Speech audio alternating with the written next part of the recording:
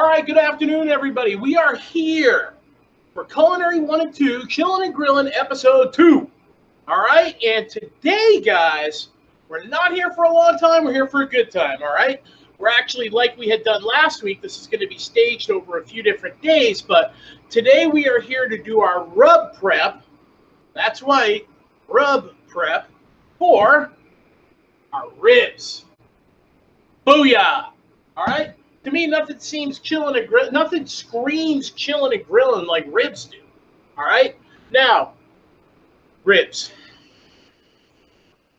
The world of ribs. All right? Baby back ribs or spare ribs, okay?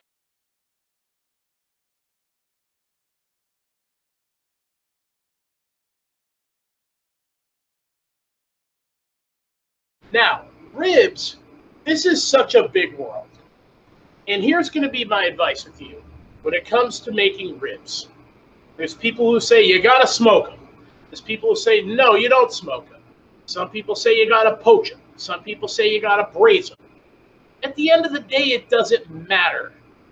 Do justice to the food. Make it delicious. Follow good technique, whatever technique you choose. Be disciplined and treat the food with care and make what you like. All right? I've seen guys like dump cans of Pepsi over them in a shallow baking dish and put them in the oven, then slather them with barbecue sauce for the last hour and crank the oven up. I've seen what people do. They call it the 3-2-1 method, like 3 hours on smoke unwrapped, 2 hours wrapped up in foil on the smoke, and then 1 hour basting with the barbecue sauce.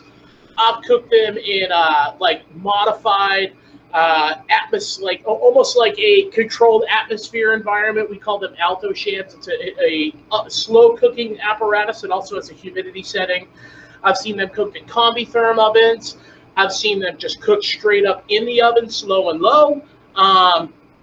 It really doesn't matter. As long as that meat is tender, it's moist and delicious, and the end outcome is good, you can go down any road you want, as long as you cross the finish line of flavor here.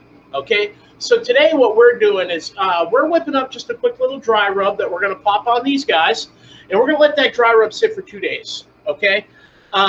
When we go to cook our ribs, we are going to cook them on the grill, but we're not going to worry about smoking them. We're not going to worry too much. We're going to cook them wrapped up in foil for a few hours until they're tender.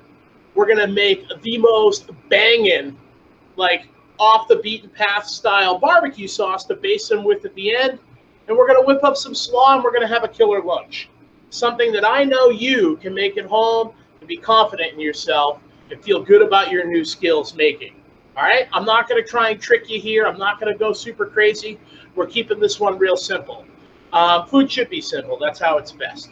All right, so we're going to whip up our rub here, and I already have all of our ingredients measured off. All right, so we're going to take a look at those. All right, starting in the back here.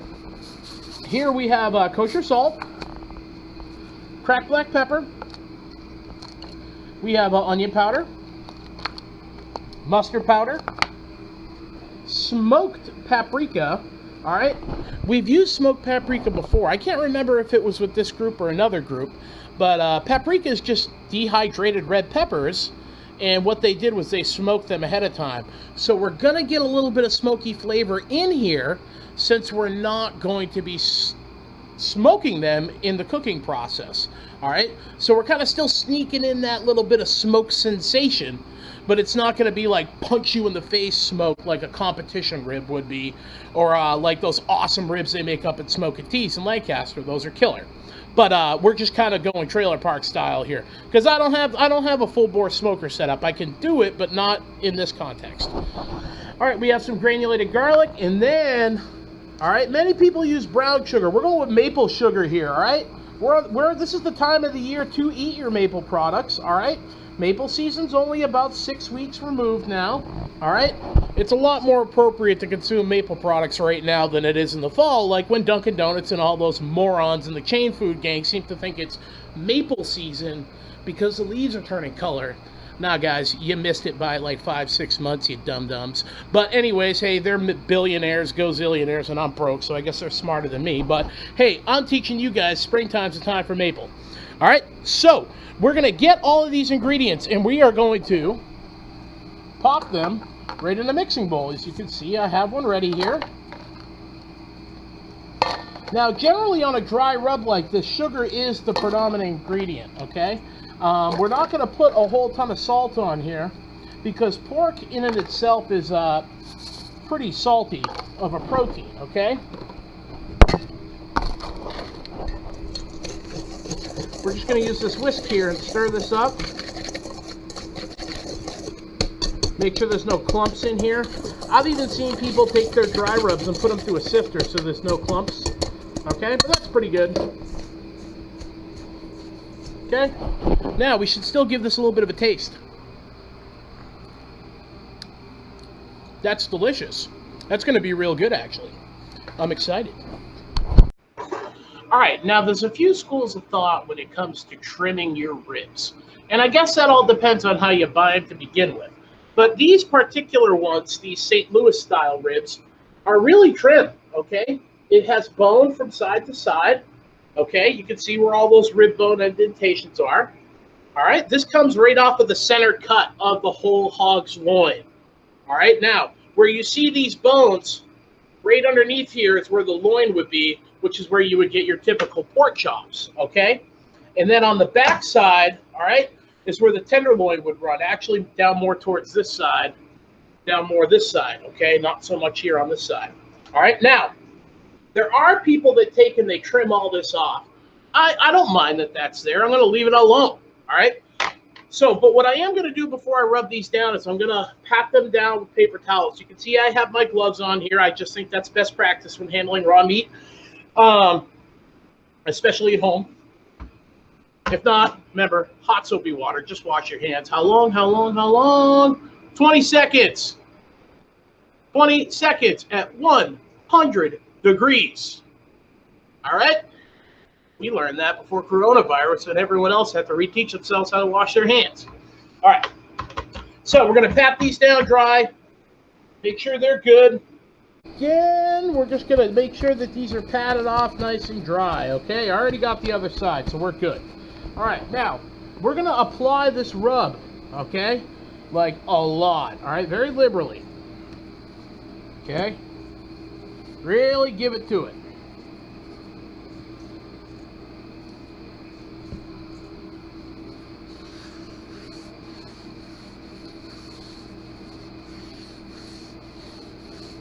All right, now we're going to give this time, too. It's going to absorb in. All right? Now, guys, I'm actually going to pop these in the fridge just like this, and then I'm going to wrap them up later on in a couple of hours, okay? Really, really tight and get them ready. Oh.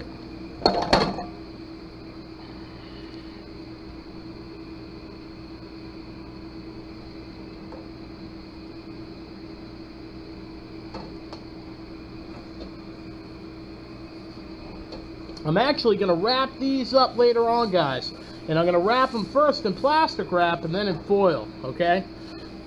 Whenever you're going to cook something for a long period of time, you don't want to just wrap it directly in foil. There's that, or the acidity, the naturally occurring acidity in this, all right, it'll just burn a hole in the foil if you don't use the right foil, okay? All right, so we really put the rub to her there. Flip them back over. Okay, and we're going to put just the rest of it down. There we go. All right, some serious amount of ribs here, guys. I don't think I could clean out a full rack of these. I say that, but I probably could clean out a full rack of them. Maybe not in one sitting, but have like half in the afternoon and then the other half for dinner. I could do that. All right, so pat those down good. All right, and we're going to pop these bad boys in the fridge, guys. Okay, I'm going to wrap them up later on, and we're going to see you guys later this week, all right, to go over the whole cooking process. We're going to make a really awesome barbecue sauce, like I was telling you. Actually, I need to go out to the store right now and go get more ingredients for that. I missed one thing, or actually I didn't buy quite enough of one thing, so I'm going to head up to Shaw's right now, and it's a good time. I mean, sit in my air-conditioned truck. It's sweltering outside, and then go in the air-conditioned grocery store. I'm game for that. And get the cool breeze in my hair, too. And we're going to be back in a couple of days. All right? And we'll see you out on the porch for some grilling and chilling. Peace.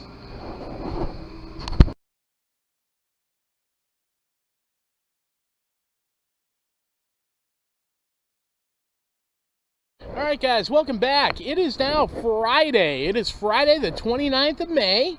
Okay, and some of you guys were able to be in on our live chat this morning, all right, where we actually got our barbecue sauce prepared and we got our ribs going, okay? We're going to take a look down here on the grill, and you're going to see that the ribs, all wrapped up in foil, have been slow cooking over our charcoal here. We went with the traditional charcoal briquettes here. Even though I do prefer the spent wood charcoal, actually I didn't have quite enough on hand. I thought I did, but I had that whole bag of briquettes that I bought for us for demonstration purposes last week. All right, now I opted to do the sauce during our live cast, so unfortunately you're not going to see the preparation for that. But a barbecue sauce preparation is actually very, very simple. All right, here's basically how it boils down, guys. Barbecue sauce is just like flavored ketchup. All right, so I'm going to show you guys our sauce, and we're going to talk a little bit about how that got made. All right, so we have a pot here of a delicious homemade barbecue sauce. All right, now what we did, okay, is we took some onions and garlic and we sweated those down. Okay, we went with some Ancho chilies. Okay, an Ancho chili is a hot pepper that's not even really that hot. I would say it's a step or two less spicy than a jalapeno, and a jalapeno is very, very mild in the scheme of hot peppers. Okay, and then we took some delicious, wonderful, ripe, soft, fresh peaches. All right, and we sweated those in there too. Peaches pair wonderfully with anything sweet and spicy, and they lend themselves very good to cooking. And it's a wonderful addition to barbecue sauce. So we took some peaches, we added a little bit of apple cider vinegar, some lemon juice, a little bit of Worcestershire sauce, and then we kicked it up with a little bit of spice in some cumin and smoked paprika. All right, the only heat we added in was those Ancho chilies. So this sauce doesn't have that huge spicy flavor. It's just got a little bit of a kick to it. All right, some salt and pepper in there as well. We let that simmer out for about 35 minutes and we pureed it smooth. That's it. All right, when you're starting with a finished sauce as your base and the ketchup, it doesn't require a ton of simmering. All right, so it really was in good shape, to be honest, just in the way it was. It didn't take very long to come together. All right, we're going to include the recipe at the end of this lesson in the end frames, so you guys can give it a shot yourselves at home. And I think you'll really enjoy it. Not only is it great on ribs, but it would be wonderful on chicken. And I mean, geez, hey, even if you just wanted to like dip your chicken nuggets in it, you know, by all means. So we're actually going to take one of our packets of ribs here, and I'm just going to unwrap it to see what they're doing. Now, we're basically using the grill right now like an oven. All right, where we're just slow cooking them, okay? And we're going to finish them over the coals later on, just to kind of caramelize the outside. All right, now what we're looking to do here is to get our meat kind of fall off the bone tender, and you can see in there that they're starting to cook, but these have a long way to go. Okay, ribs aren't done when they're just fully cooked through. All right, you need to slow cook them to break down all the tough connective tissue in between the bones. All right, and that makes the meat very tender. Okay, and all that connective tissue kind of melts down into the meat, and it gives it kind of that like stick to your ribs. Your ribs stick to your ribs and kind of give you that wonderful, almost like tacky, gelatiny kind of flavor that you love out of a great rib. Okay, so we're going to continue to let those cook, and they're probably going to go for another 2 hours, and they've been on there for about an hour and a half. With the last hour, when we come back, and you're going to see how we're going to get those unwrapped and then slowly cook them over the coals, basting them with the sauce and letting that sauce soak into the meat. okay, letting that sauce kind of caramelize on the outside, and it's going to give us a ton of flavor, okay? Now, the rub that we had put on there the other day really took to that very nicely, okay? And I know that that flavor penetrated the meat very well and is definitely going to add some depth to our final flavor in our ribs, which, if you remember all the ingredients we put in there, will pair well with what's in our sauce as well. It's not really contrasting flavors, they're very much complementing flavors, okay? So I'm looking forward to these. I think they're going to be awesome, and we're going to check back in a little bit and see how they're doing, okay? All right, so reporting back now, about an hour later, we've left these ribs alone. I turned them over once, but let's take a look and see if they're starting to pull away from the bone a little bit and really get nice and tender so we can get them fully unwrapped and start caramelizing. All right, so we have our suspect here on the top shelf that we had looked at earlier, and ooh. See how that bone is, oh, yep. Those are ready to get unwrapped. Damn, those look good. All right, so we're gonna set that aside. Bottom guy. Now I set this one, all right, you can see where the coals are, and I put it back here so it didn't have direct contact over the hot spot, okay?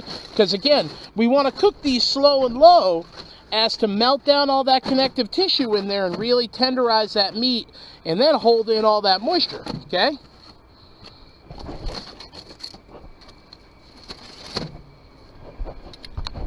All right, so we got the ribs all unwrapped now, and we moved them down to the lower level. Our grill's running at about 275 degrees, all right? And it's just gonna slowly cool down at this point now. So I put on some smoker chips, and we're gonna trap a little bit of smoky flavor in here.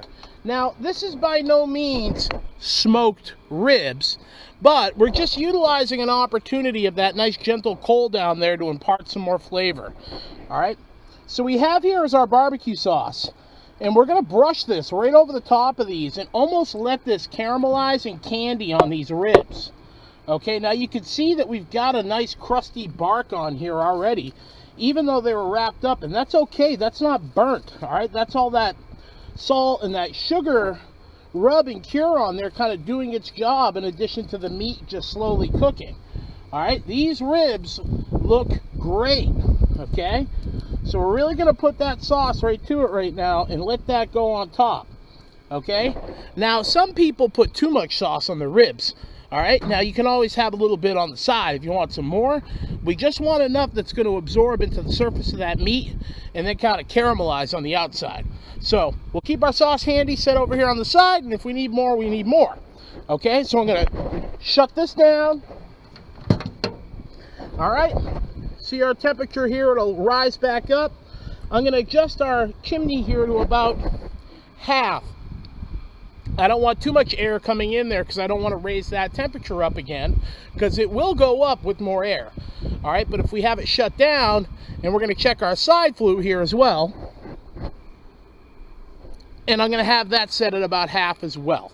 All right, so we're going to be back out here in a few minutes while this is finishing up. All right, and we're going to whip up just a quick, super simple sugar vinegar slaw. All right, I'm talking super easy and simple, and we're going to be back to show you how we do that. All right, so we're back now, and our ribs have had about a half an hour to let that sauce kind of caramelize on. And as you can see, it's really kind of stuck onto those ribs, okay? Just give it another quick little baste here, and these guys are good to go. I can't wait to try them, okay?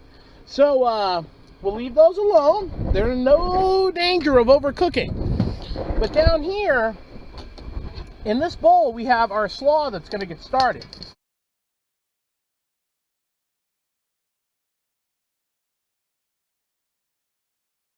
This here is Napa cabbage, which is a great cabbage to both cook with and eat raw, okay? And it's a little different than your kind of standard, you know, Irish plain old green cabbage, all right? And then we have some carrots and some red bell peppers, all right? So I'm just gonna kind of like toss those all together here. And for this, we're just going to do a light slaw. We're not even going to do a mayonnaise-based dressing because we don't need to. I have this honey serrano chili white balsamic vinegar that will add a little bit of that. I had that in the cupboard. It sounds like it'd work good with this. Okay. Give it a little hit of that. Just going to do some extra virgin olive oil. Okay, good. Just some plain white sugar. Okay. Sweeten it up a little bit. And then we're just going to hit it with some salt. And that's going to be it. Okay?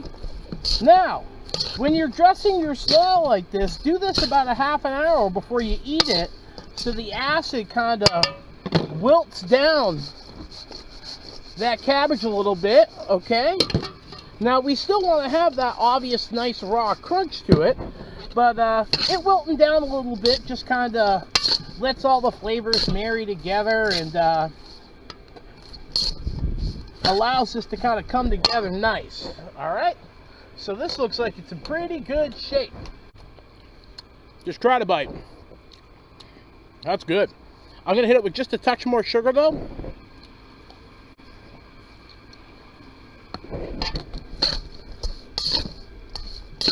And that's good to go. You can use green peppers if you want, or the yellow ones.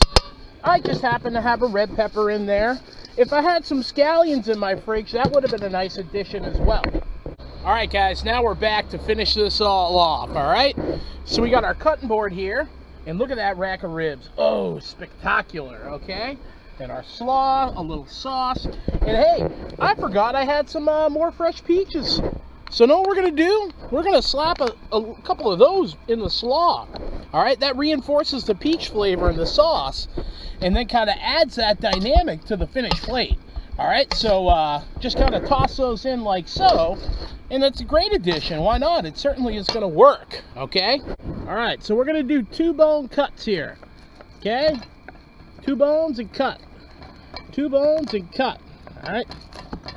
Now you can see that meat is so tender. And see how it's pulling away from the bone like that, clean? That is your dead-on indicator that your ribs are ready. And these are. They're wonderful, all right? So, to plate this up, just drop some of the slaw right down like that. Look at that.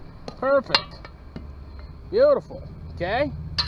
We don't need any starch on here. All right? We just set our ribs down right on top. Okay, here we go. We'll give them just a little brush glaze, final glaze of the sauce there. And then we garnish them with just some of our nice fresh peaches.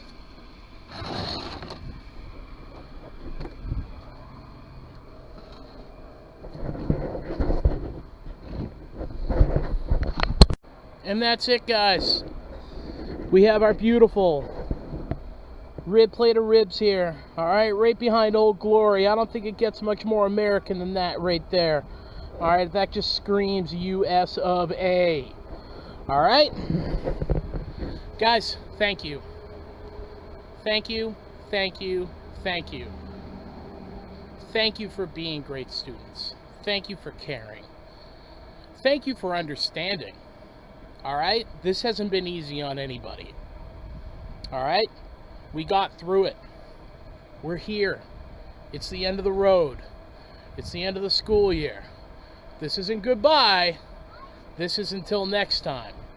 All right, I hope we all in some way or another grew through this, got wiser through this, improved ourselves in some manner through this, and we're able to approach this with a sense of humility and understanding that this was a situation, this whole ordeal is way bigger than any one person singularly. All right, this was a battle of humanity against the invisible enemy. All right, and everybody that woke up every day, everybody that, you know, logged in to be a student each day, everybody that showed up to work each day, everybody that contributed each day, Everybody who had a positive outlook each day. All of you. All right? All of you should be very proud of yourselves, and I'm very, very proud of you. All right, guys? We're signing off. All right? Your summertime's starting soon. All right? Some of you, it's already started for you seniors, all right? We may have had our last correspondence today on the live check-in. I'm going to miss you all. You're awesome. I wish you all the best on all your future endeavors, you 12th graders. All right? It's now your time to go into the world. It's your time to be a man. It's your time to be a lady. It's your time to make your own path and carve out your own niche in this crazy world of ours, this wonderful world of ours. All right? So go out there, take no prisoners. All right, do your best. Be the best you can be. I'm proud of you all. I will miss you all, and I hope to see you all soon in one form or another. All right, guys? I want you to just keep grilling. Keep grilling good. Peace.